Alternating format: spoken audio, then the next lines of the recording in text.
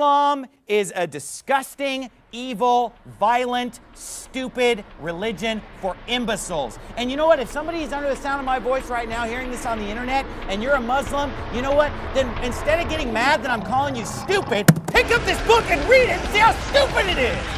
And then pick up this book and let the tears roll down your face and say, this is the Word of God. It's got power. And then pick up this book, Islam, there's no comparison. And then pick up this book, following God. And then pick up this book, this is the Word of God. And then pick up this book. You know what's hateful? The gospel.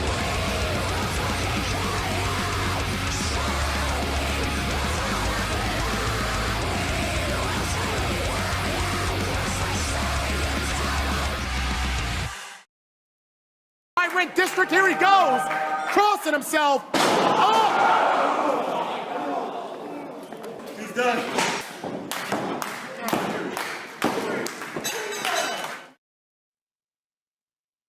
All right, welcome everyone to another edition of Hot Program. I am your host with the most, all the way from the East Coast. And as always, folks, I am in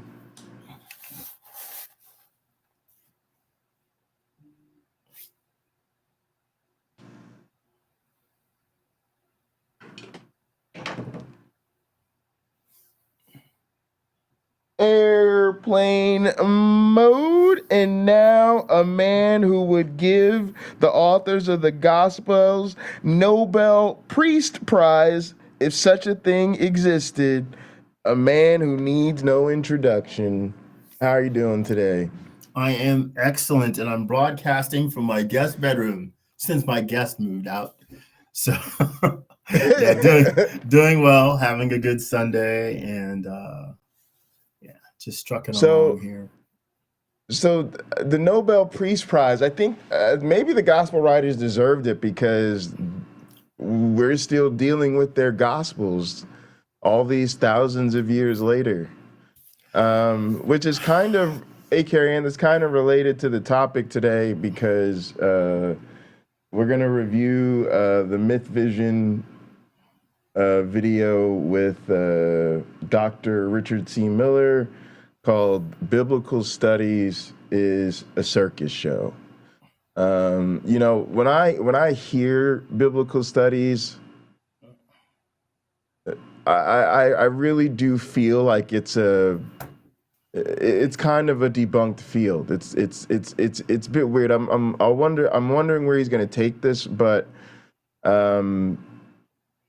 certainly theology is not considered the major academic discipline at public universities that it used to be.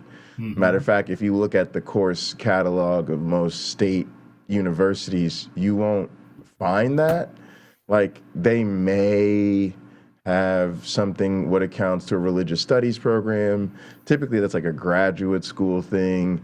It's going to be more your comparative religions, history of religions, philosophy of religion type situation, right? Mm-hmm. To me, you're going to have to go to a seminary, a theological school, or some kind of Christian university if you want sort of that theology experience, or we're going to sit around and do biblical studies are the way we think of it. Like, you know, like my grandfather has a PhD in theology, right? But he went to some Pentecostal Bible college. But yeah, what? Just playing word association games because we haven't reviewed the footage. What do you think when you hear biblical studies? I think there's a few camps involved in biblical studies. They're the people who are trying to understand it as literature. The people who are trying to understand it from a cultural perspective. What did this mean to the people of its time? And maybe what does it mean to people today? And how the two don't fall in sync. how they mismatch, right? Because Right. I can go to the local Methodist church and ask them, if I ask the priest, hey, what time are you sacrificing the goats? He's going to look at me, we don't do that here. And I probably could go to the local synagogue and say, when do you Right. sacrifice the goats? Well, we don't do that here. We don't do that anymore. There is no temple. Then you have the people who are leaning on the everlasting arm of God, trying to sort of make it make sense in the spiritual sense of what the Bible says. And then there are people like me who are kind of, I see it as a lot of fan fiction. And my interpretation to our constant viewers is, it's no secret to them that I think it's a scam. I think it's a huge scam.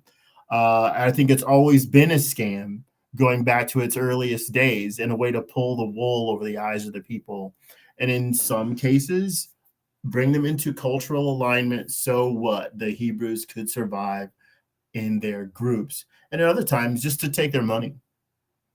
So it's kind of interesting things like that whole first category I see as really legit scholarship that should still be done. Matter of fact, like the observation about biblical studies programs is just that, like, it's an observation. It isn't like it isn't necessarily a prescription, right? Because, you know, I could argue even as an atheist that it's not good for biblical studies programs to go away, because we won't have those programs to help us understand it as literature or culture or history and all that. And to me, that fits almost in with the last group too, because similar to the way you may or may not be into Harry Potter fan fiction, but y'all know where I'm going with that. Setting your feelings about J.K. Rowling aside, or Lord of the Rings fan fiction, or any sort of other epic work that, you know, has its own whole, you know, cultural significance. You know, you could just like people study Shakespeare to this day, right? And I mean, personally, I don't read Shakespeare. If I pick up a Shakespeare and start going at it, it's just going to feel a bit antiquated. But certainly, there's a legitimate place for it to be studied. But yeah, you know, maybe not so much people sitting around actually, literally trying to articulate the history of Romeo and Juliet, right? Because that's where you'd get into that sort of other weird category. All right, let's jump into this, man. Let's see what they're talking about. We'll take off on this, gang. Dr. Richard C. Miller, you have 3 master's degrees. You've gone through various ranks from Princeton University. Also, Oppie, thanks for coming through and appreciate you letting us know you're from Sydney, man. It's good to be broadcasting. We're all over the world, folks. University, Really you've been cool, to Yale, really cool. You've been to various colleges, Fuller, you were theologically minded, you were a very devout Christian. So you know what New Testament scholarship is. James Charlesworth, you've really dug deep into the various schools, from the Christian Reformed, N.T. Wright types, to the maybe more serious James Charlesworth types, to the Allisons, Dale Allison Jr.'s, and all the way now to what you would say is the peak of classicist, non-faith requirement type, just research and the real historical, like, don't have limitations on what you can draw, etc. What is the problem? All right, hang on. Before he goes into that, let's let me be a jerk here. Let's go through this first minute again. I like the question, what is the problem? What is the problem? Like right off, right?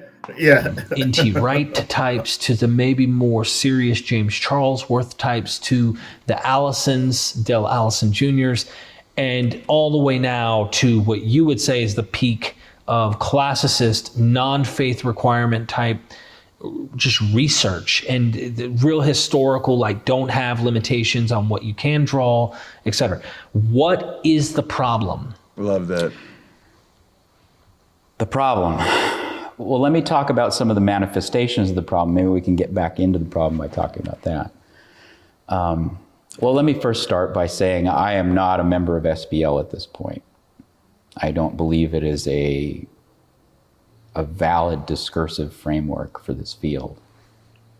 I think it's very important to pick your discursive partners very carefully, those that share the same kind of foundation in terms of what you're trying to do in your project.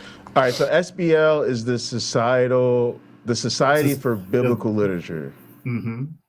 Yeah, and it says they support the critical investigation of the Bible. But yeah, let's see what he says about it. And so I'm very much an evidence-based, evidence-grounded. I try to, as much scientific rigor as I possibly can. I use that term in a broader sense than the hard sciences, but I try to put as much rigor as possible around my work and to not let other frameworks, religious intents, modern feuds about what this means, or any other particular conflict of interest get involved in any way, or even to worry about what that may mean for anyone else. I feel like when I go to SBL, that is not the project. When people are showing up, half of them with name badges from schools where they're required to sign doctrinal statements and confessional creeds. And boom, we got to talk about this. This is one of the academic things I do like getting into, because like these are the same people that are usually taking shots at evolution. It's the creationist type. But man, your institutional reputation matters. And I just have to say that when you sign a statement of faith, it undermines your scholarship. And this is that sentiment just encapsulated it so perfectly. You show up at an academic conference, everybody typically, your gang, your name and your academic affiliation are basically one and the same. I'm sitting here looking up the same thing right now with Richard C. Miller. I'm like, what school is he at? Who is he? And I'm sitting, it's funny, like I'm looking at the man in front of me. Derek is my friend. He's talking to Derek, and I'm still like, I don't know who this man is until I know what institution he works for. That's just how it is, gang. We're like, who are you and who pays your checks?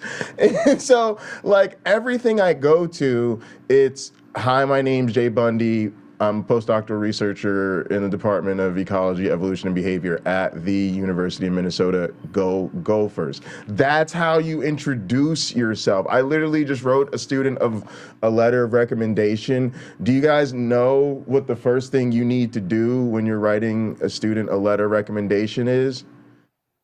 You need to get out the goddamn letterhead, right? Because people need to know who are you and what school are you coming from. Yeah. And so when somebody has a statement of faith and people know that, literally when they show up, when they see your badge, they're just already all types of question marks around everything you do. And it's not because people are jerks.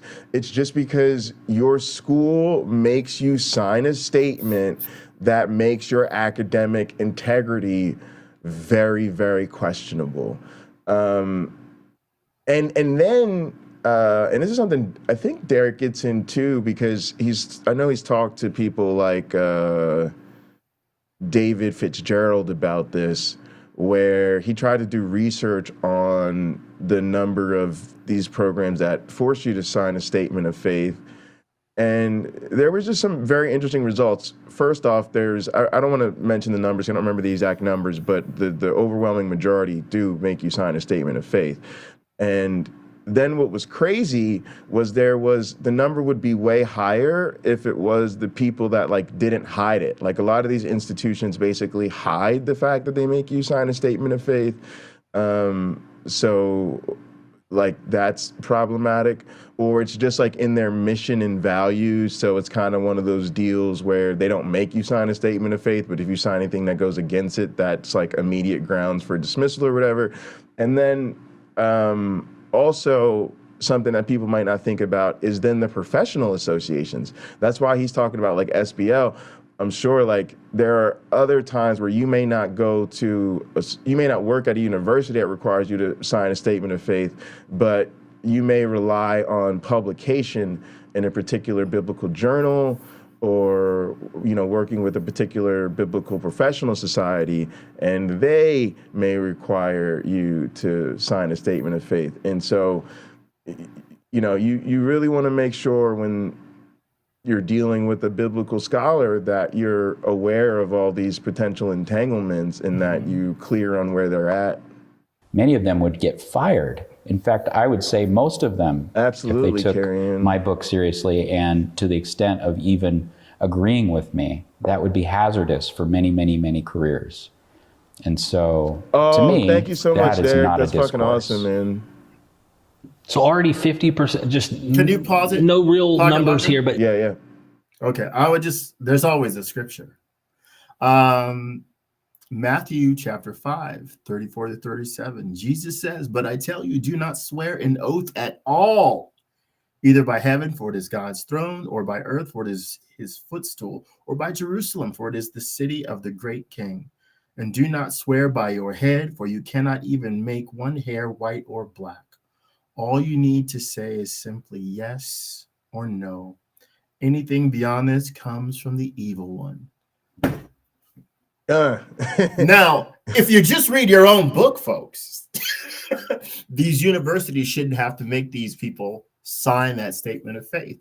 Ken Ham at his ARC park and amusement parks shouldn't have to make people sign a statement of faith. This is their guy. I didn't make Jesus up because I can improve on him. I didn't make Jesus up. Somebody else did. And he's saying not to do what they're asking people to do. Absolutely. Yeah, no, it's funny when you put it that way. I wonder if any scholars ever tried to use a biblical defense. I'm sure they got a nice Kenneth Copeland style. You shut your mouth. You stop that. But I would love to be a fly on the wall for those word games after that, though. Huge percentage of what is considered serious academics. These aren't even evangelicals. These aren't even fundamentalists. These are like what are considered real academics. Like 50% of them, right? They have to sign a statement of faith. I'm not going to name a person. I interviewed a person, and I'll just say that. I don't want to do this because I care about people who I was interviewing. They said some things about Jesus being wrong, about apocalypticism, okay? They've asked me to please remove the interviews from YouTube because they're trying to get a job, and the job was going to be at a church for them to teach. Yeah.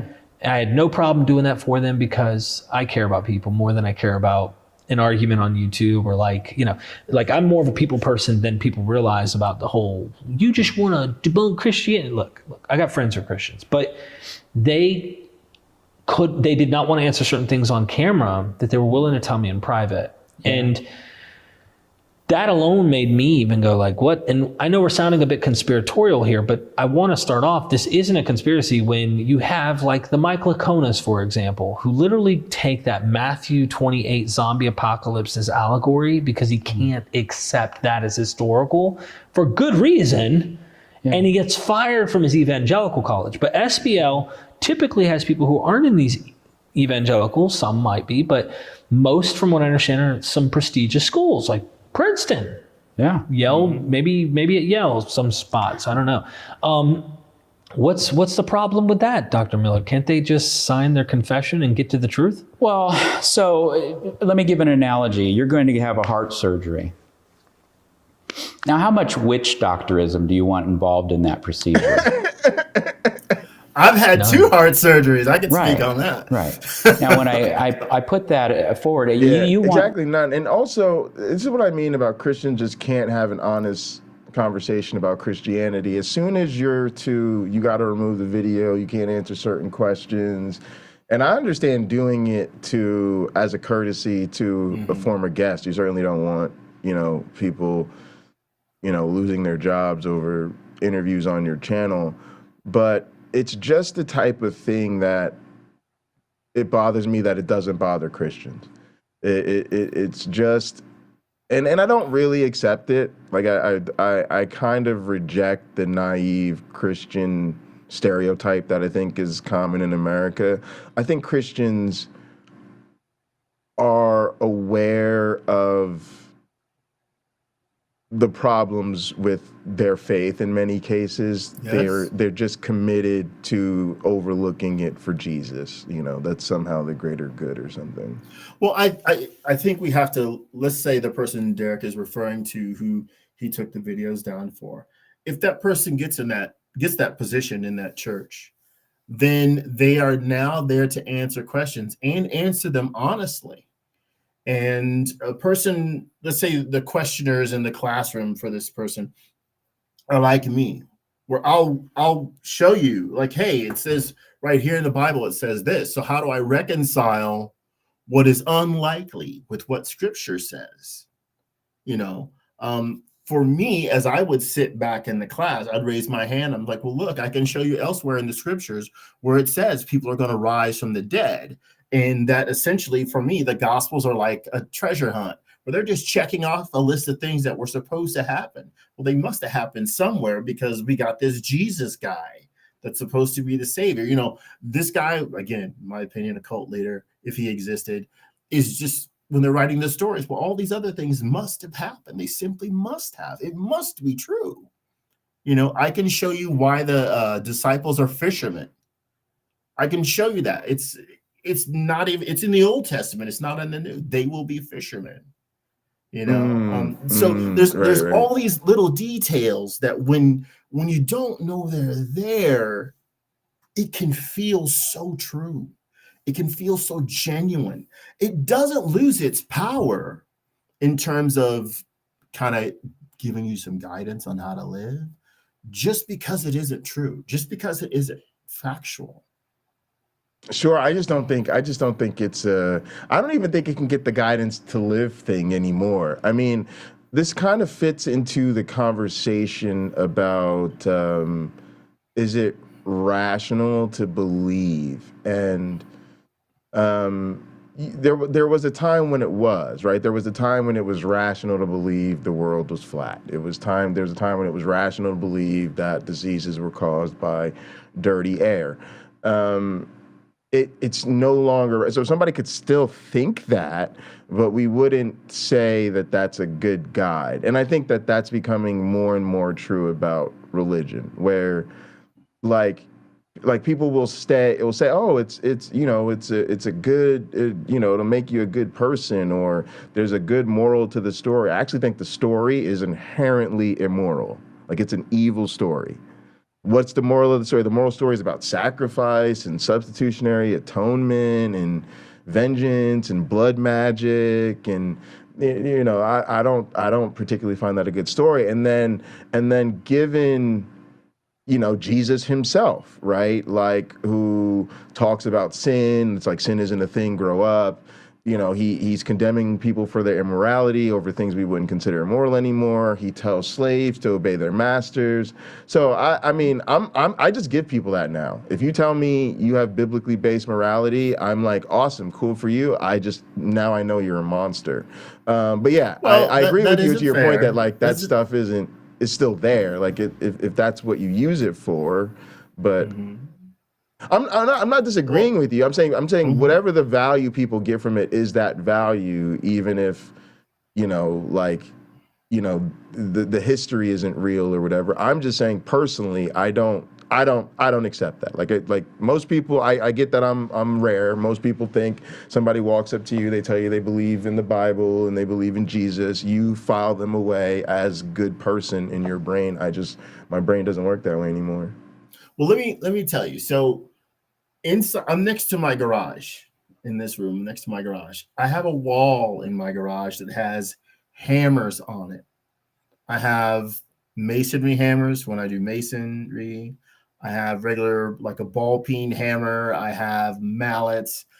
All sorts of stuff for hammering things. The purpose of those tools, except for the masonry hammer, is to knock things into place, whether it's a nail or knock things out of place. If it's like a ball joint and I'm removing it or something like that, that's what those things do. And for many people, religious arguments are the same thing. If your kid is acting up, you throw these scriptures at them and it'll knock them into place. You hope. You're trying to get your spouse to stop drinking, the Bible's supposed to knock them into place.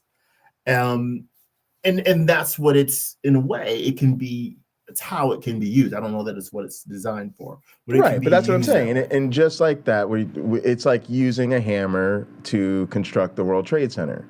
Right, it's not the only tool you need. Right, it's too primitive of a tool for the job. We now have more advanced tools, and I'm not, you can show up with your hammer, but I'm going to show up with like a, 80-foot power crane and all this other type of stuff. And that's how I look at it. And that's literally to me. They're like out there, they're out there they're gonna build a pyramid out of toothpicks, and I'm just like. Sure. Right. Let's get into this because we can have this conversation all day. You want the kind of rigor that you would get, like, say, at Stanford Medical Center or UCLA, real people doing real scientific work that are not interested in some kind of hocus pocus idea about health or, the spirits being involved or any of these kinds of things. That's what I'm after. I'm a Carl Sagan kind of person. I want to know. I don't want to believe. I want to know. So that's what I'm after. That's not the discourse that I saw all the way even up to the top, even at Yale Divinity School. And I don't mean to criticize those places. I know that they are well-intended people, and I learned a tremendous amount from any number of them all along my journey. But at this point, that discourse is not helpful to me. It's in the way. In fact, it's even offensive. All right, this is about to get good, but I'm happy he says it because, again, I think first off, I think there are real power dynamics that need to be investigated here. I know a lot of the right wingers would like to depict universities as these like super liberal woke places, but the reality is, the financials of most universities are super conservative, and they rely on rich donors who, like most of us know in other sectors, a disproportionate amount of the wealthy people are concentrated in the conservative space. And then on top of that, there's the sort of like bold-face anti-secularism of even having something like a divinity school. This is what I mean. Michigan State doesn't have a divinity school. Penn State doesn't have a divinity school. University of Minnesota doesn't have a divinity school. Again, it's one thing to talk about we're going to have a religious studies program, comparative religion, understanding, the literary traditions, all of that type of stuff. But to me, to even like still be propping up this notion of, studying divinity, it's a bit like the Yale's. It's a bit like having a Hogwarts in the middle of Yale, if that makes any sense, right? Like they still have their traditional school of hocus pocus, and the reason I bring this up too is because I think it would be good to see them go more the way of the other secular institutions, but of course they're super private, right? Mm-hmm. And so part of what you're wondering there is, what's the real pushback? What are the real political factors keeping it in place? What would the narrative be like if they did try to move away from that? So this is a really interesting point he's bringing up, and I just wanted to mention that because it's about to get juicy, it sounds like. And so anybody that's operating from trying to answer historical questions when they, having the answers before they may even know the questions, that's not a scientific approach. He said offensive, y'all. We have to call that something else. I don't even know what that's madness in my view. Madness. And that's really what's going on. And people are good. So for this point, I think what is important here is he says it's not a scientific approach. I think that is a key remark in the entire discussion. When Frank Turek gets up there and starts talking, obviously to some degree, he's a bit of an entertainer. is he taking a scientific approach to his faith? No. No. The evidence that matters the most is the evidence that supports his arguments. And it's almost as if the other arguments cannot be entertained. And I have wondered when I've seen him speak, I'm like, how many of these people are plants? Like they were told to get up there and ask the question as if they're a non-believer, so he can knock it out of the park for Jesus and give a fantastic answer that so humbles the person asking the question that they sort of lower their head and walk away.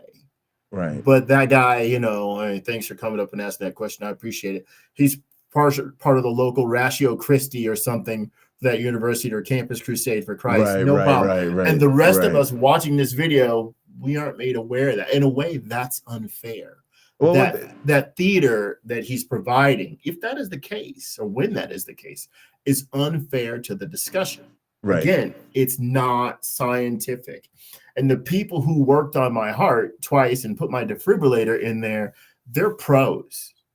They're pros. For a person like me in need of that procedure, there isn't a better place to be. No guy came in with feathers sticking off of his body and, you know, humbled a few words over at me and smiled at my body. And then he slit a chicken's throat and poured the blood down my throat, saying, oh, he's going to be just fine. You guys go ahead. I've done my part. And then he goes, you know, to the outside and smokes a cigarette while I'm in there being operated on by people who know what the heck they're doing. That isn't that. There weren't Christians that came to me, like at the end of Mark says, they didn't lay their hands on me and heal me unless there were Christians in that surgical theater where they operated on me who were like, we know exactly what to do. This is routine, right? A couple hours and we're out of here. Or we'll bring in another person and do the procedure on them after we sterilize the room again, you know? Yeah, I mean, and honestly, and we're just having this conversation, right? We didn't review this or anything, so it's you know, we're just getting our thoughts out in real time. Thanks for that comment, Derek.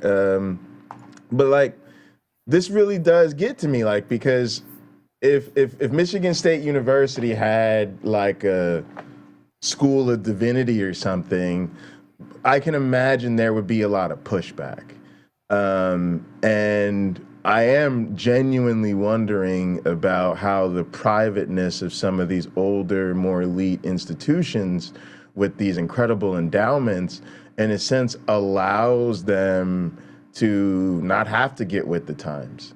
And the problem is they're still supporting the Frank Tureks, right? Because there's people who are going, I got a degree from Yale School of Divinity, I've got my PhD, and you know, they don't look or sound like Frank Turek, but then they're going to provide sort of academic cover for the type of nonsense he does. The other thing is with the Frank Turek instance in particular, of course, there's a lot of plants. That makes me think of professional wrestling, like when somebody comes out of the crowd or whatever, that person is always a professional wrestler.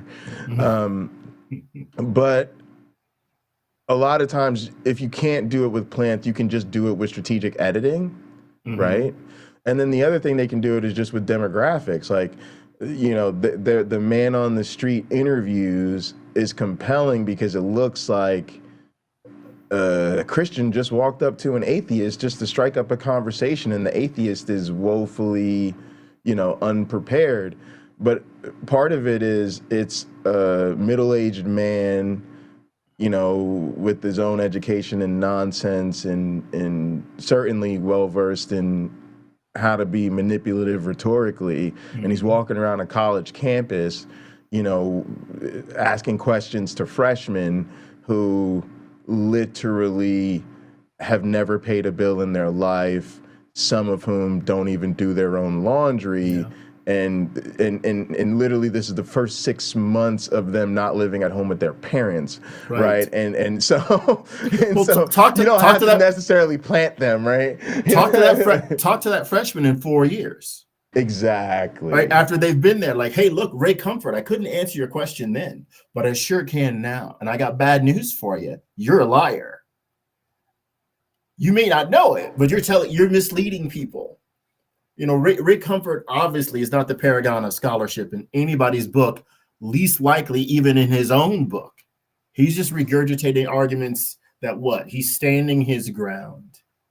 He's not trying to persuade anyone. He's trying to literally, his name is in part of the deal, comfort those who are reading his materials. You know what? Your Christian faith, just as you have it, or maybe strengthen it a little bit, but it's okay and it's right and it's beneficial and more people need it. So share your faith. Keep the flock growing. And I don't mean flock in a derogatory way. Right, but that is it, yeah. Keep the faith growing. We need more people who believe in God and Jesus and the particular way that we would assign to them, biblical or not. Absolutely. That's what it's about. And that's what bothers me is I'm now thinking about the money behind that effort. Or entering this discussion, already determining what the conclusion needs to be before they even begin, and then going back and trying to marshal the evidence to get there. And to me, that is the dark ages. It's apologetic. I have no tolerance for that. And so I love the people, but I have no respect for that approach. And so you don't see me arguing a whole lot with anyone in my book. I try to treat everyone with respect and dignity. I'm not interested in feuds and, shoot out at the OK Corral or anything like that. I'm interested in the human plight. And I almost had to write this for an audience that doesn't exist now, where the discourse isn't broken, maybe in 100 years or something like that. And so that's kind of the, so when you talk about mainstream scholarship, you're talking about SBLs, big tent. Okay, and that means let's invite everyone. Now, already you've just exited the academic world. Yep. At least in terms of what secular academia means. Let's invite everyone and have them equally able to give presentations on this and that topic. And it ends up becoming a negotiation, a cultural negotiation in our time between faith and these historical methods that we're trying to apply to the Bible. Oh, this is so good. This is so good. This is so good. But gang, this is what's happening in our wider society, right?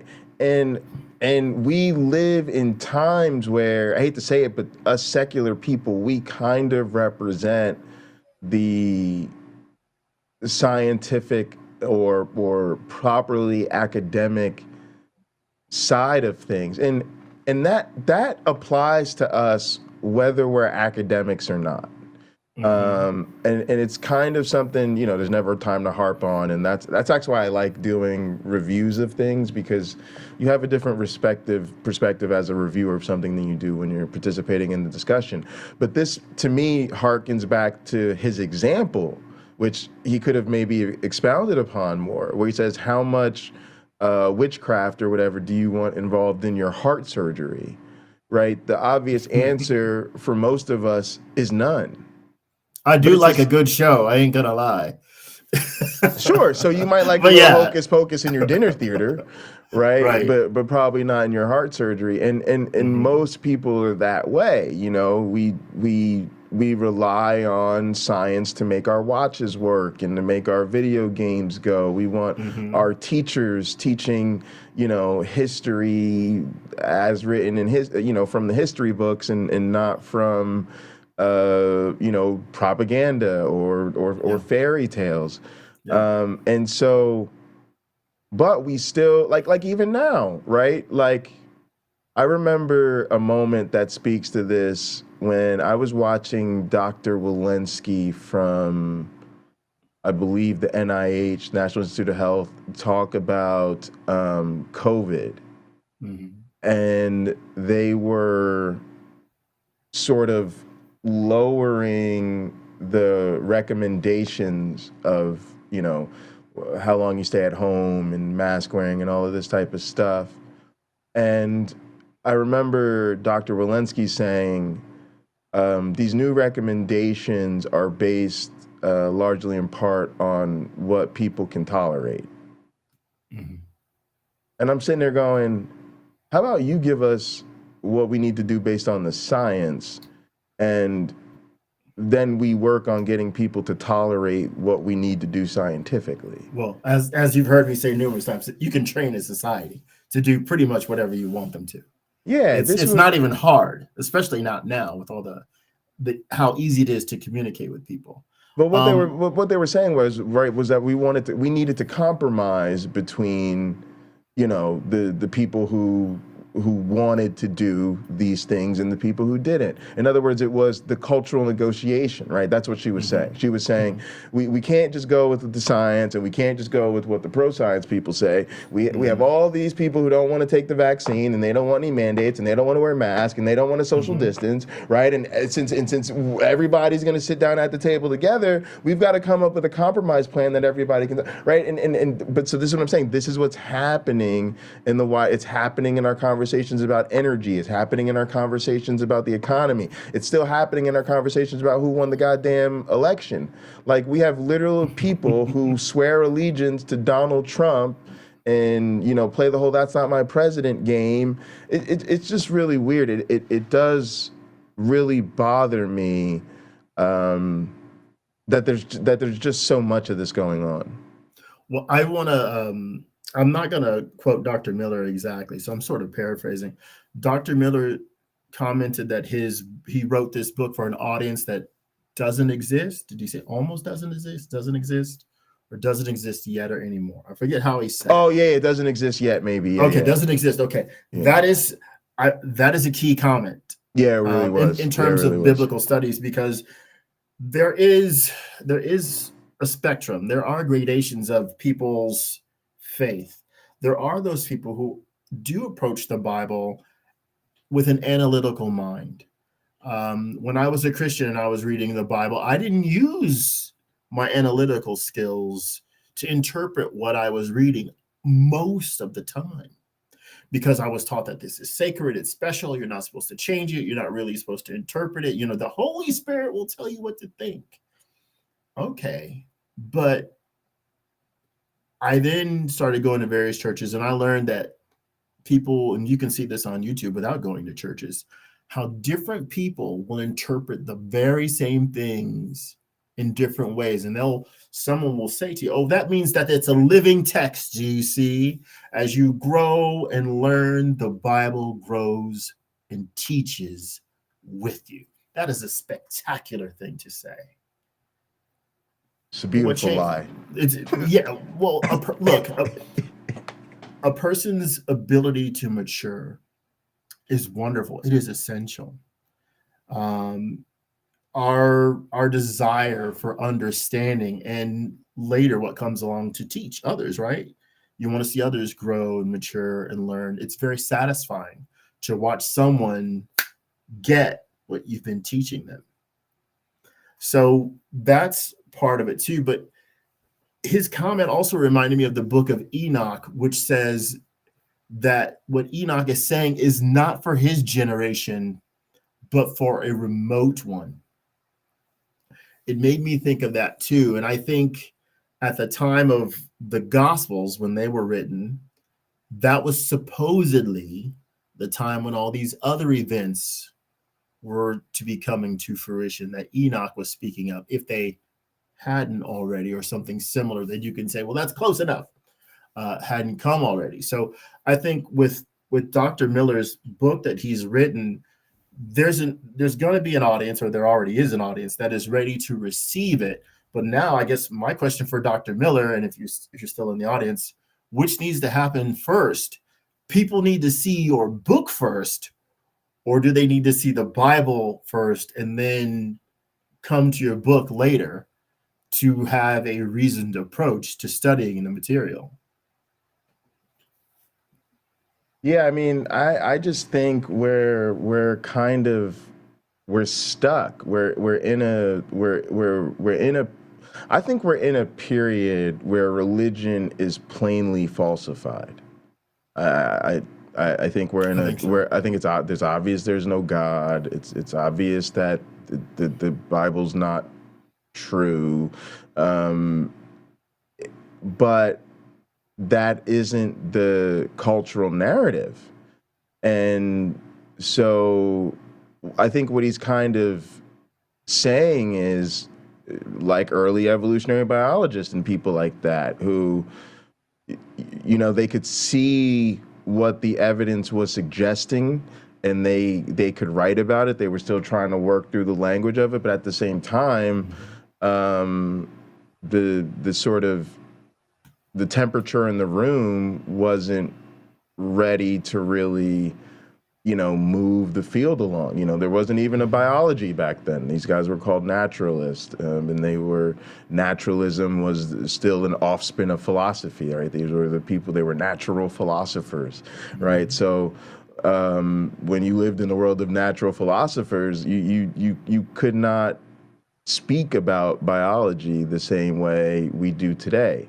And I think that's because think about it. He, and this is where I'm at. I mean, for me personally, like even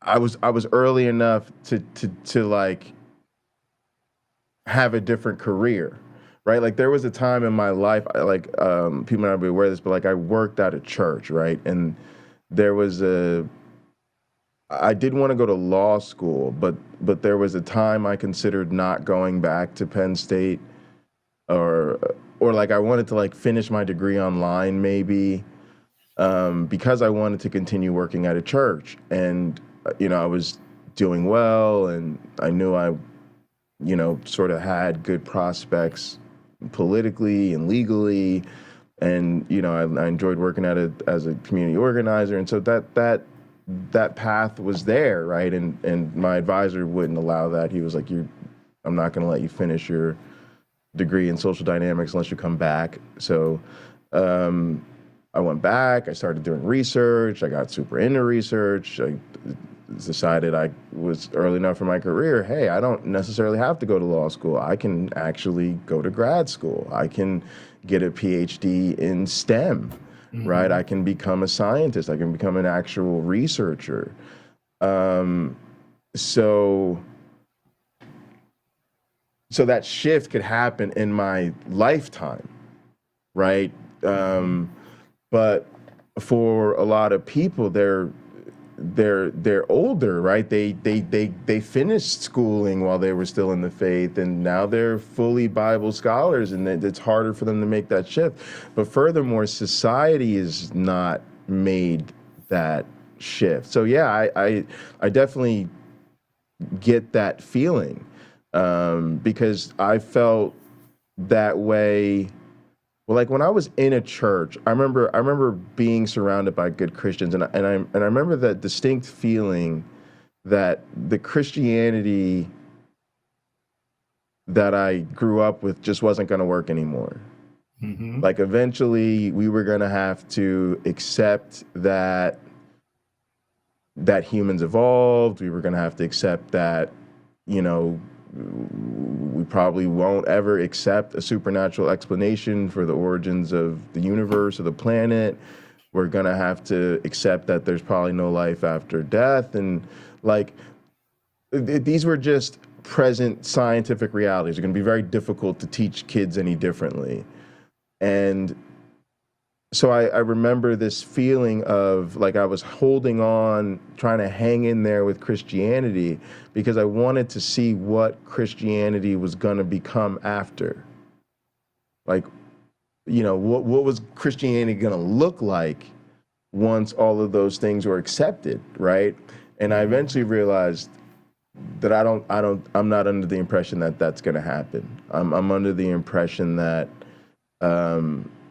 it will continue to accept and accept and accept and accept more, but it will eventually accept so much as to make itself redundant in the lives of most people. And so I think it will die a very slow, painful, and gradual death.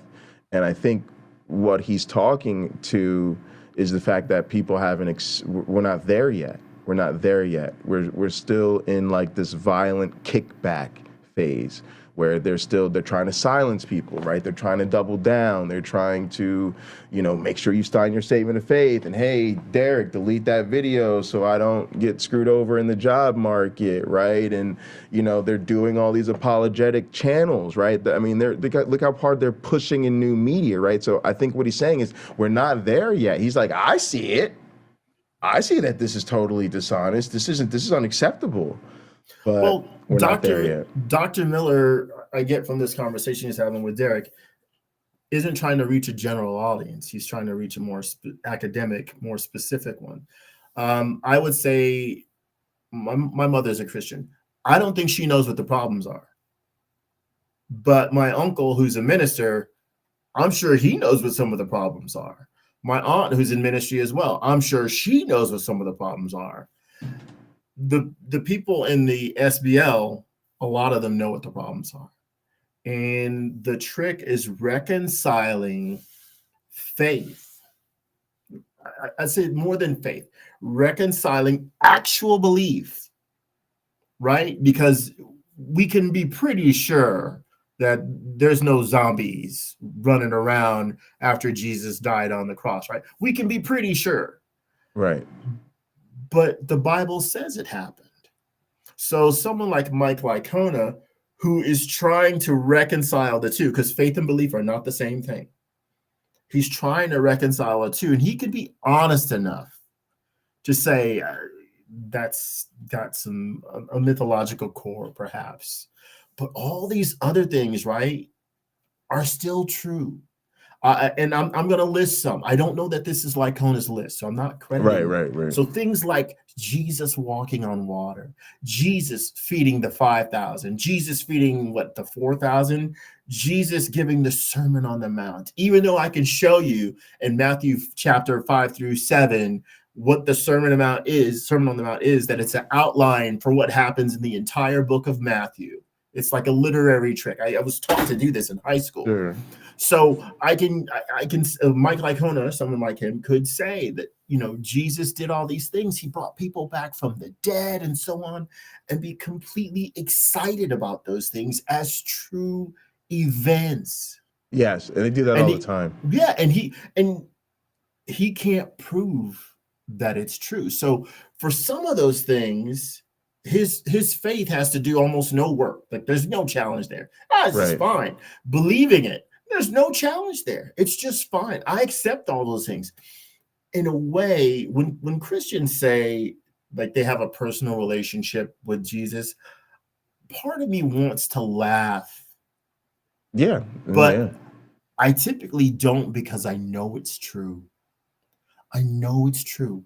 They've taken the Jesus that they've heard pieces about in sermons and in bits of the Bible they may have read, and that Jesus is an amalgam of their hopes, their dreams, their expectations, some belief, some faith, and there he is, perfectly formed in their mind, right? And I'd say even more than that, in their life. They've taken what they thought Jesus was and they apply it to who they are.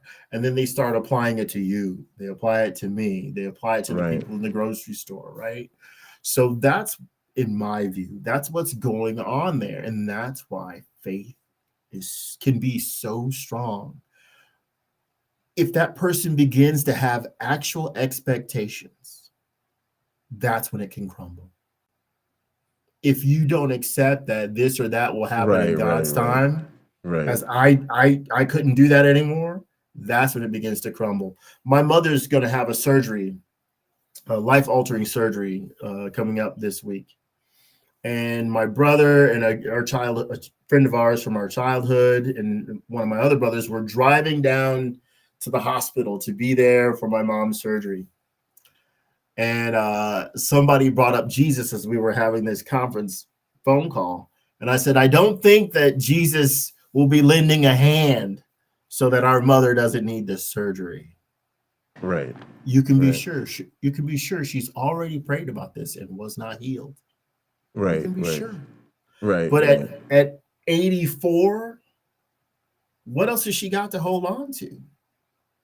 But Jesus, right? That's the guy. That's her man.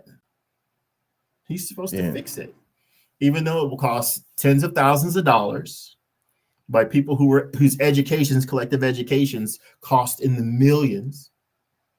Yeah, right. Him fixing it will walk hand in hand with him not fixing it. With us fixing it. Yeah. It'll look exactly like some doctors took care of things.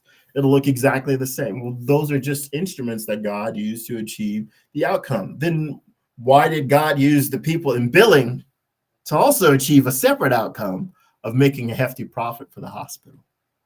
Right? Yeah. And that's just the cognitive dissonance. All right, let's try to roll some tape. The midpoint between that, if you were to create a bell curve of where all of the scholars might distribute across, on the spectrum between literalism between historical rigor and a faith, more of a faith approach, the midpoint between those two is not the answer. And so I find that oftentimes you go online or you see in articles things like mainstream scholars say this and that. That doesn't prove a thing. Mainstream scholars is midpoint between witch doctorism and actual medical science. Right. These are people that are in orbit around faith communities, living in a world that is still under the spell, Western world, still under the spell of these sacred texts, with students giving them student reviews based upon their faith. Why are they even taking the class? Because they think it's an easy A, because they were raised in the Christian tradition. And so when they show up to the class, they judge the teacher based upon how comfortable they were with what they got. And so I'd be willing to bet they're worried about their own student reviews. They're worried people about don't get A's. academic boards.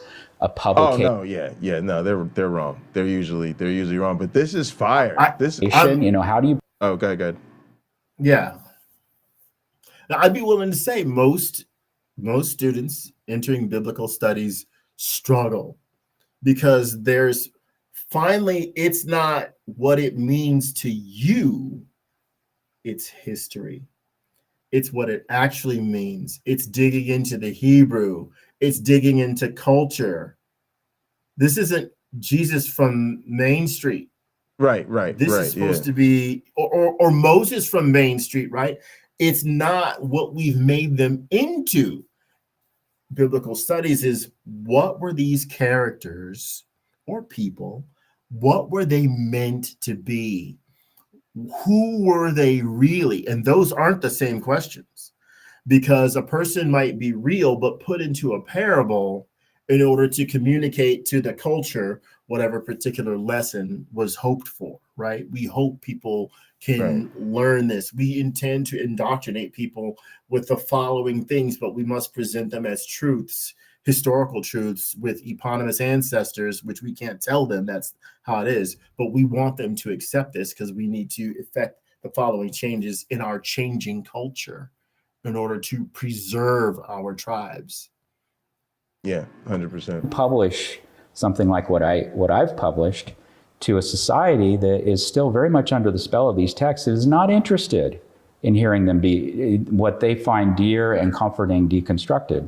I understand why they find it dear. I sympathize even with it. But when I get to my academic work, I need to let go of all that and get rigorous and honest in its most pure form. And I want to be in conversation with others that are like-minded in that way. Not toward atheism necessarily, but toward answering these questions without the distraction, the hindrance, the arbitrary lines. Like, for instance, what is biblical Greek? What is that? I never heard of such a thing. Do you think that there was a distinctive use of Greek that only the New Testament authors were privy to? That sounds like a category people do use, as if, like, I have heard it said that, these Jewish, Greek-speaking, Greek-writing people, they were using things, but they didn't use them the same way. Like Hades in Revelation, that's not Hades, the Greek, Hades. That's a totally new kind of idea they're using in the Greek world to describe the Jewish concept of Sheol or something. You know what I mean? Like. And I'm sure there's some fusion that does take place when the Jews obviously are Hellenized, but certainly, yeah. And you could say Sheol. Why did they even use the word Hades? Why did they translate it that way? Right. Well, it's because that's their analog, and so they're moving that direction. There's a whole world of stuff we can unpack with that particular puzzle itself. But I think that we need to get honest about where people are starting from, what their project is. If your project is to influence modern faith and constructs of theology, I don't want to talk. That's not the person I'm trying to be in conversation with in terms of my own work. So if I can press you back, I want to press devil's advocate here, so that I can get you to maybe even nuance some of this so people understand. Yeah, but John J. Collins, Paula Fredrickson, as far as I'm aware, she's not a Christian. I could probably name a couple people that you would probably say find ways to speak at SBL. Collins' wife, Yarbrough, isn't it? Adele Yarbrough Collins, yeah. Like I can list some of these people who I would say aren't Christians, but they're finding themselves sometimes at SBL speaking, or they speak some of these places. What would you say if I was trying to bring back some pushback against what you said? Oh yeah, no, I'm I'll let them speak for themselves to some extent here. I mean, maybe you'll have them on the show and they could talk about that. But from my perspective, I have a deep respect. I took classes with Adele Yarbrough Collins and John J. Collins and all those, and they are Catholic from what I understood in the loosest possible sense, probably. They do affiliate with that tradition in some way. But the students, you had priests in there and pastors and all sorts of people in there that have they're going on to be shaman in our society. They're not going on to be historians and secularists. They're going on to shape modern religious mythological constructs in the minds of people that are practitioners. And so let's not kid ourselves what's going on there. That's a divinity school. That's what's going on there. This isn't the place. Now, they're setting up shop there and they're finding their ability to have careers there, and I respect that, but that's not what I'm trying to do. And so I'm not interested in trying to help pastors become more effective in being pastors or anything like that. I have no interest in that project at all. I'm interested, just like the classicist, in understanding what the earliest Christians thought and what they were trying to do and how it would have registered in the ancient world, and then how now, as a humanist, this should best be processed in terms of our modern scholarly investigation of that. And so this is kind of one of the things that emphasizing is what they're teaching. You went through this for well over a decade, 2 decades of like going to school, doing this stuff as a Christian, doing this stuff as a Christian scholar, and getting to the end of the road, and you're looking back and you're seeing the journey you took, and you went, like, I could have cut out all of this and been right here toward the conclusion if I'd have started researching this from the beginning. Now, there's some stuff I'm sure you owe a debt to the idea that you've learned some stuff along the way that was valuable in your research of knowing what you know today. But would you say that you could have saved yourself a lot of time and money if you would have just gone to this? Is that what you're suggesting? Well, I mean, let's start with it. Had I been reared in this society to have those critical faculties from the jump, I wouldn't have gone on this big journey into delusion and trying to find my way through the labyrinth out of it at the other end. Right. I would have been, just like we understand Roman history and don't lose a lot of sleep understanding it, I would have had more or less the same ability to reflect on what the early Christians were doing and the early Buddhists. It would have been just another garden variety secular topic of investigation for my own humanistic kind of enrichment, had I done that. And I can't tell you how many books I've thrown away or given away that are no longer useful to me. Yeah. Meaning. That's what he's referring to. That's the holdup. That's why there wasn't a direct route, because of meaning. And for those who are Christians, when you are in conversation with non-believers or people from another faith, give that person some grace, right? Because what your faith means to you, it does not mean to them. It may not, like for me, I'm very respectful of people of other religions because I'm fascinated by them. So you're all lucky. You get more of my interest than any sarcasm or things like that, because it's fun for me to listen to the discussion. It's fun for me to listen to people discuss their faith, because I enjoy knowing, right? I'm a little anthropologist sitting there. I enjoy knowing the meaning and the function of what you are telling me. I'm not necessarily ever going to be interested in believing any of it. I'm impressed that you believe it, and often believe it as if it is without fault. So for him, Clearly, there was a lot of meaning there that elongated the process. He's right. If I'm reading about Chinese culture, I don't for one minute invest any truth into whether or not that there were, and same with Japanese, that there were dragons. Right? I just gloss right over it. When they talk about a god of the sky or of the clouds or of the water, I gloss right over it. I don't give that any credulity. Again, the function. What was the function? What did this mean to them? And so as believers engage with non-believers, you have to understand where most of us will not be enchanted like I'm enchanted. Most of us will not be enchanted with what you're saying.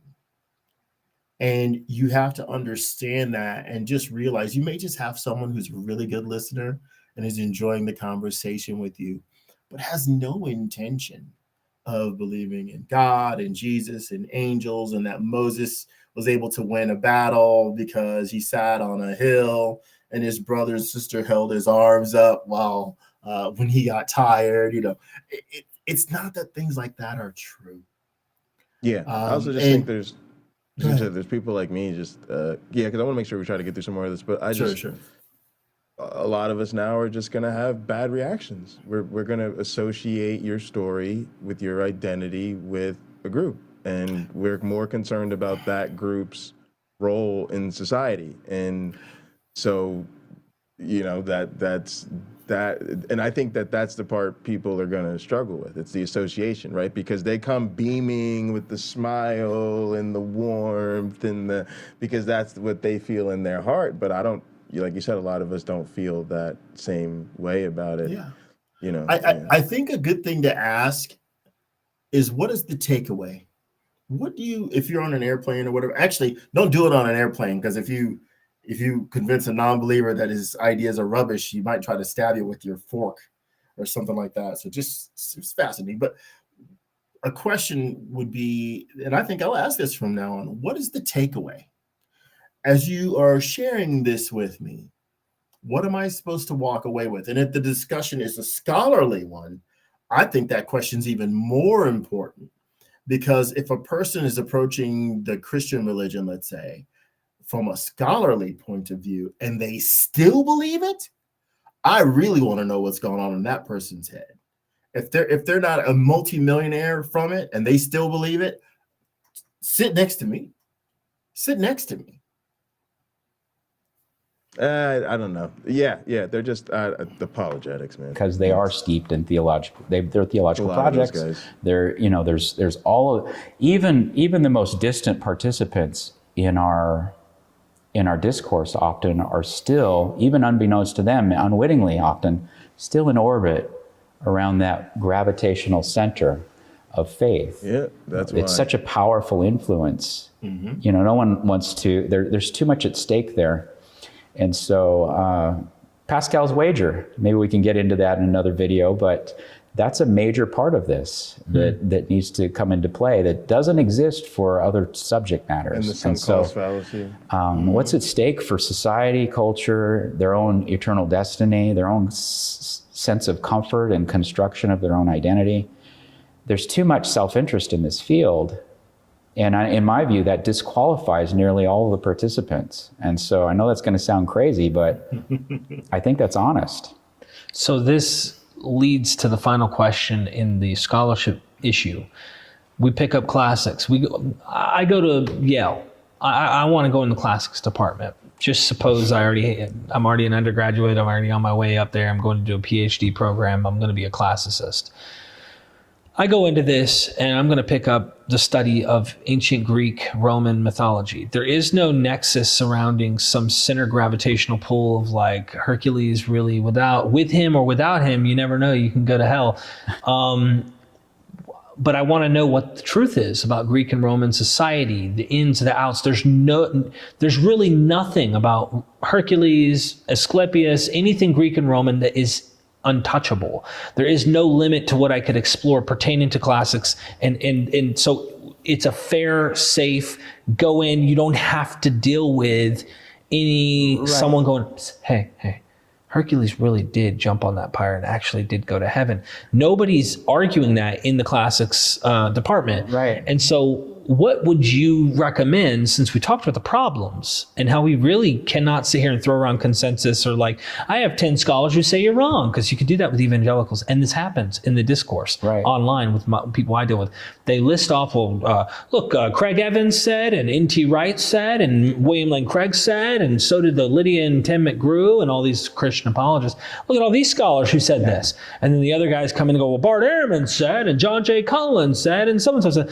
And actually, I do think that they're closer to the reality of what's going on from that side. But what do we do? How do we solve this problem? Do we create a new department and focus on, this is non-faith, secular humanist studies on New Testament studies, and we're going to do it new and different, and we're not going to be in the communication with...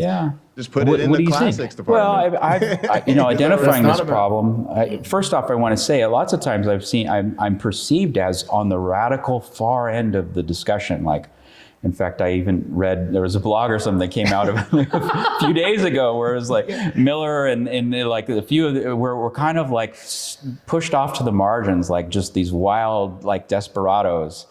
Even Carrier, and he's, I understand, but he, the problem is that, yeah, we look radical to this discourse, what I would call the Big Ten or circus of nonsense.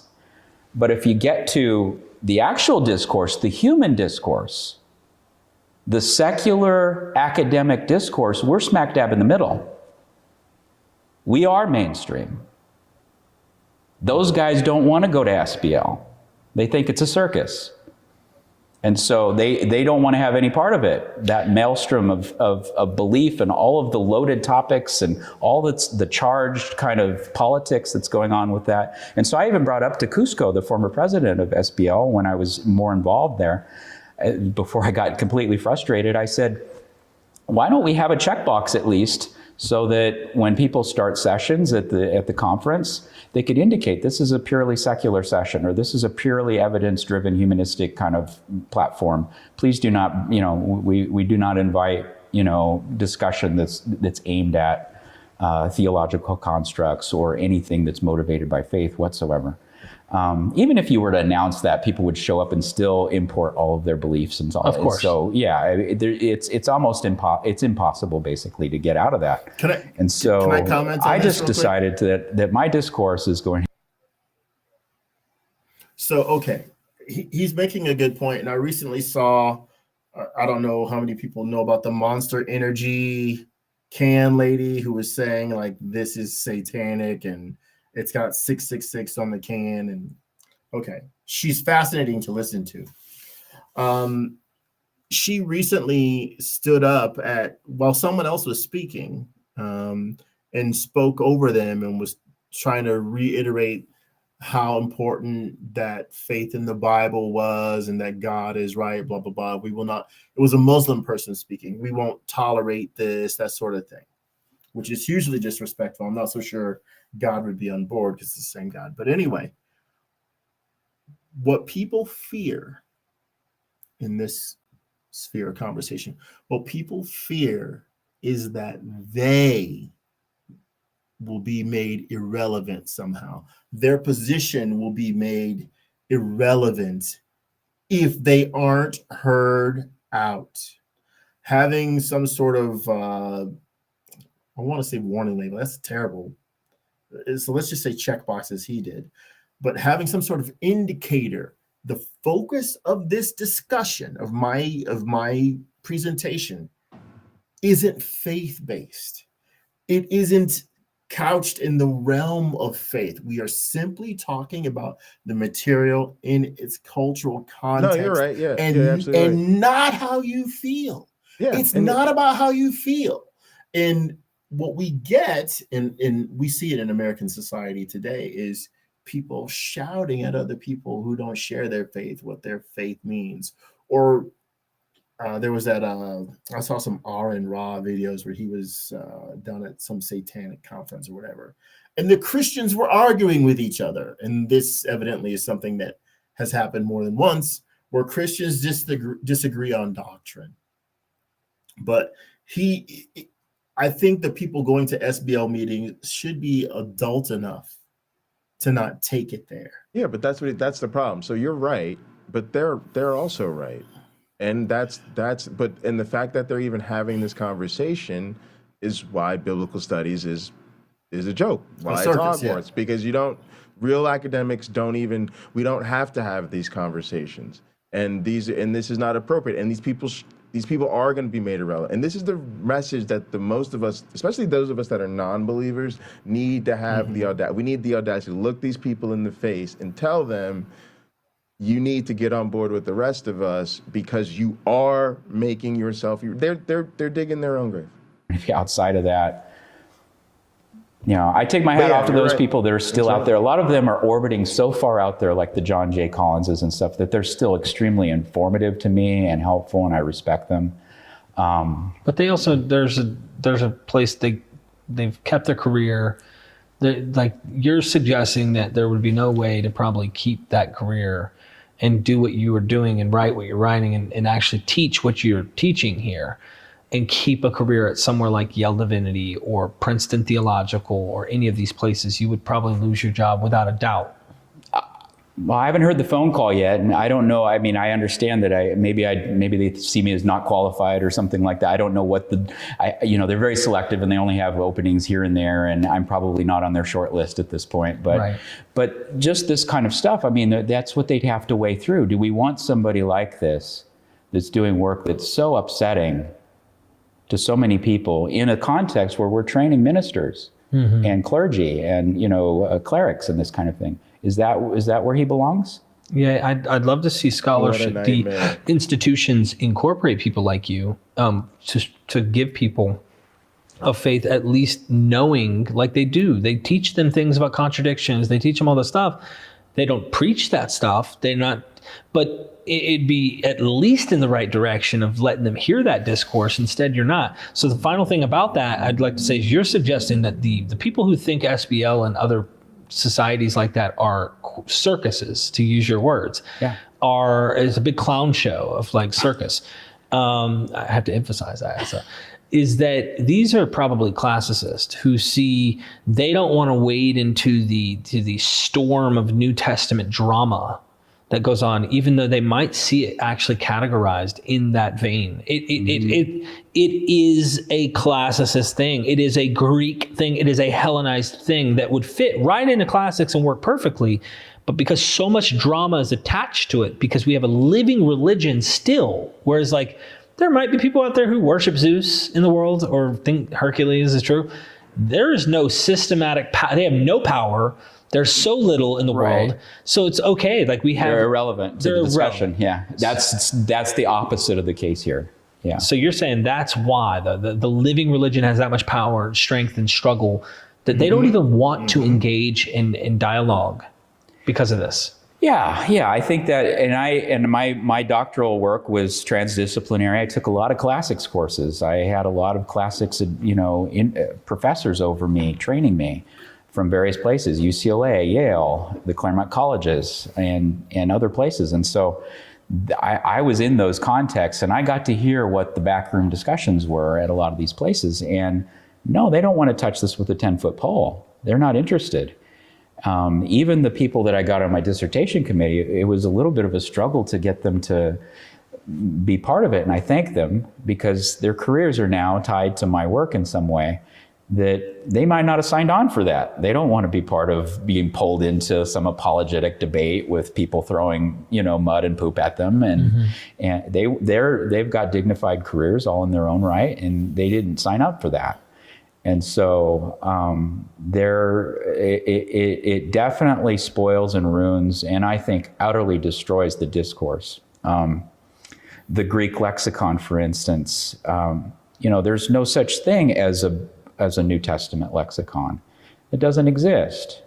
There's no such thing as the New Testament in its own right. That's a construct that we're foisting upon it. This is just earliest Christian writing. Okay, so last thing, I'm sorry I'm adding this on, but I think this is important what you're saying here. In your private discussions with classicists that come from the Greek Roman research that they know some New Testament stuff, Yeah. Are they looking at this like you're looking at this? Do they see this stuff? I mean, I'm sure there's some people who have faith in classicist departments, but the ones that you're saying are secular, that are like obviously not engaging at all, are they looking at this going, this is another legend? Like this is obviously another one of them? Yeah. There's mixed. I've seen that. I've seen a lot of that actually. Backroom discussions. I've shared my research at places. Some of the list I gave you with top people, and they'll look at it and say, yeah, you're correct. In fact, Veronica Grimm, who initially got me on my way to reading Romulus, I think in the back of her mind, later on talking to her, she said, I selected that text sort of at the beginning because I knew you were coming from the divinity school. And I thought you should maybe take a peek at that. And so they're quietly doing that it's kind of like I'm a proxy in that way.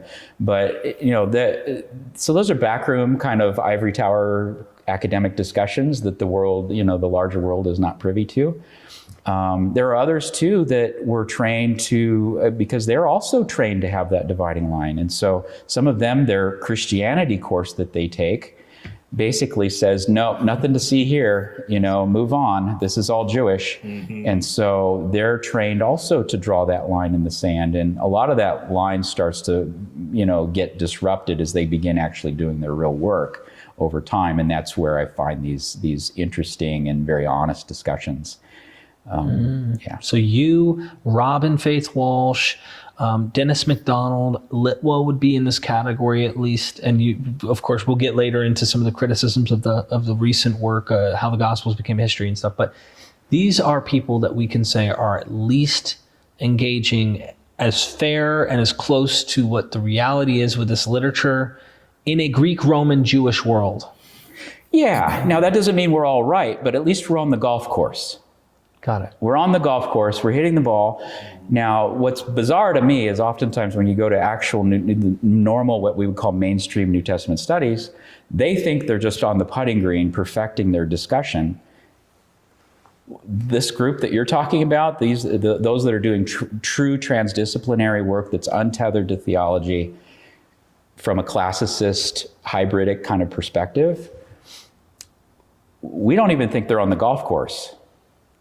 And so you might quibble about where we're at on this and that. I actually think I'm pretty damn close to right on this. The original Tiger about Woods 99%. My core arguments I'm 1,000% confident in. Mm-hmm. Some of my ancillary arguments are up for discussion. And that's part of the discourse. This is like a science. We're going to grow and learn. No one's going to have the final answer on it, but we're going to advance in our understanding. And so that's where I think it's at. And I believe I've made a strong contribution in that way. But yeah, I think that basically you've got a group of people that are doing rigorous work in that space, trying to truly contextualize these writings within the world that they grew up, within the world that they found their initial meaning. And so I don't find that going on at a lot of the divinity schools and seminaries in this country. Thank you. I hope you liked my dad, Richard Miller, in this interview. Remember to like and subscribe, and never forget, we are Mythvision. Oh, he's cute. Kid Vision. Kid Vision. All right, we made it. All right, so man, he was throwing bombs, man. I actually realized that was really important, man. This is one of the topics that I definitely have strong feelings about. Like, I really do feel like all of this legitimizing of the apologetics is really problematic. It's this sort of duplicitous apologetic industrial complex, and these institutions are feeding into it because they're still churning out church leaders, and it really goes against the reputation they're trying to establish as, scholastic institutions. And it's part of the reason I like working at a big public university, and I'm not at all I don't, pine over these sort of private institutions that are making all these other goddamn considerations. So weird. Mm-hmm. Well, But the yeah, average good. minister the average minister that we could run into in a church or here on YouTube isn't participating in these arguments, and they don't want to. Now, here and there, they will have something to say that could be a remarkably point, but they don't go to the Society of Biblical Literature to make it. They say it in front of their congregation. Their congregation is already on their side, rooting with them. Obviously, they have a lot of respect for that person and that person's opinions. So it may be that that person has made the best argument ever, and the SBL doesn't ever know it.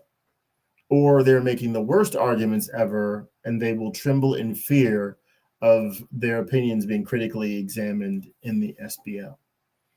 But if the function of this or that group is to basically, okay, how do we make this last as long as possible? Well, then that's what they're going to focus on. You can't expect critical thinking in regards to whether or not the material is true. You have to expect critical thinking in regards to how to refine the process of continuing to get people to believe the stories that come from the religion or that are the makeup of the religion. Yeah, and that's why, and this is why. Look, honestly, it's all a sham, and I think putting it in the classics department is fine. Mm-hmm. That's probably where it will end up. Under good circumstances, under the best circumstances, probably the criminology department. Multi-level marketing 101 type of deal. It is that too. It is multi-level marketing. It is. But yeah, it's crazy. I do think he hit right on about the way society is situated, and we're currently just living in a world dominated by this Christian identity and the dogma, but it's all very it's all very dishonest. And you wouldn't need people to sign statements of faith. You just wouldn't need any of this if you were doing honest work. Mm-hmm. You really wouldn't. But yeah, I'm really glad to hear someone that knows and someone that has the professional experience really start to expose this. I'd love to try to interview him or get in touch with some more scholars like this that can help us understand, because this is really, I think, important to your counter apologetics or your deconversion potentially, because most of us don't have the time, energy, or resources to compete with the biblical scholars. And a lot of us were raised by ministers and apologists. And even now, when you do your own research on the internet, it's very hard to make heads or tails of the legitimacy of the research. And so it's just really important for us to start to, it's almost like therapy, to start to realize that you're not insane and you're not crazy. And, there sort of is this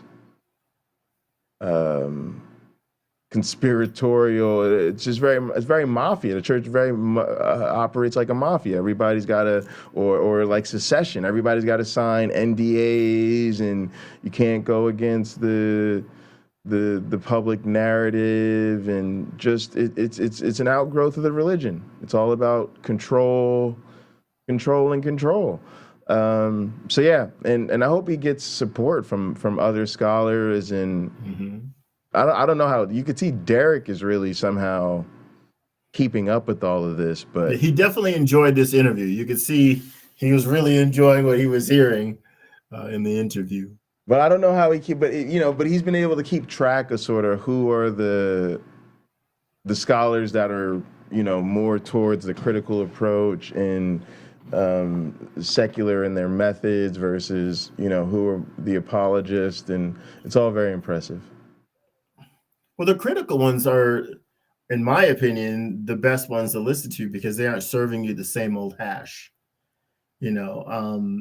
I've seen many sermons, many of us have, where you might, for weeks, you're just hearing the minister talk about his own life or her own life. And you're not really getting much out. They'll reference a few Bible verses, but you learn after a while. That's not why you've come. You've come to be an audience member in a Jerry Springer type audience where one person does most of the talking. So you sort of lose a feel for the material. But that person up there talking about their feelings knows this causes bonding with their audience and makes their audience, the congregation, more loyal. So, while they work through things, it's actually beneficial for them and their congregation in that way. But the critics, the Robin Faith Walshes and people who try to give you a different perspective on the same old material excite the mind, right? Because now you are asking yourself, why didn't I see that before? And you might go, like I do, you go flipping pages and go, look at that. These two pieces, they're 600 pages apart in your Bible, but now they make sense. Now they mean something. Like, again, why are the disciples fishermen? That's completely intentional. So there's always stuff like that in the Bible. In my view, that's what I've discovered. I don't want to say it's my opinion. It's a discovery, and I'm sure I'm not the first person to see these things. Yeah, and if we're honest, these universities, biblical scholars programs, they're not producing scholars. They're producing preachers and ministers. And he brought out that nuance where sometimes you have a biblical scholar that has found the way to eke out a career by working at one of these institutions, but you can already see the problem because the institution's priorities is going to be maintaining their ability to produce ministers and theologians and apologists rather than actual scholars. So I think this is just another nail in the coffin of Christianity, and it helps us see that there's no there and that the biblical scholarship is in shams, just like the biblical church. Just like the church, All right, man. Let's wrap this thing on up. This was fun. I gotta get to church with my club. We'll have our gather. We'll be meeting gather. The game's on around 8, so I think we'll just meet and watch the game tonight. But and then we'll hang out watching TV. This was really fun though, and hopefully we can find more stuff.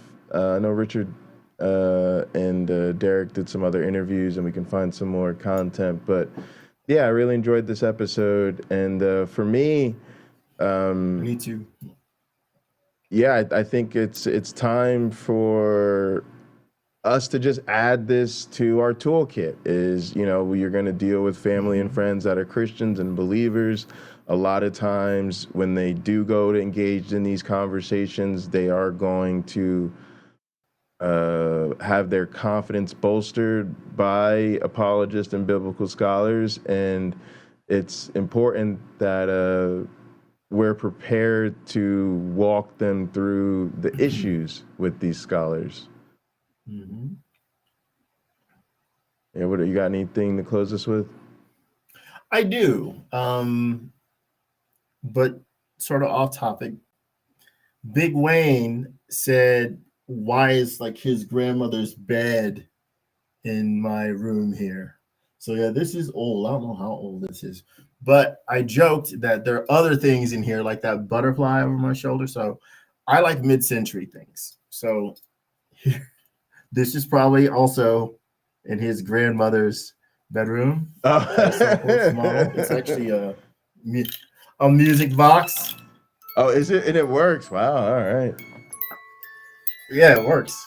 So I'm gonna get the other thing. Hold on. I even have like some African influence. Hold on.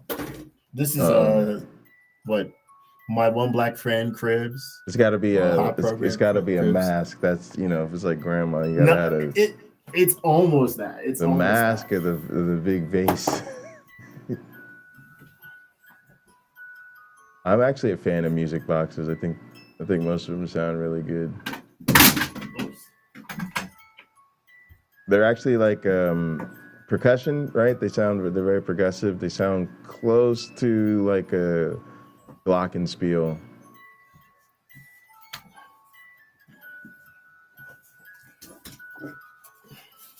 I don't know how to make the music box stop.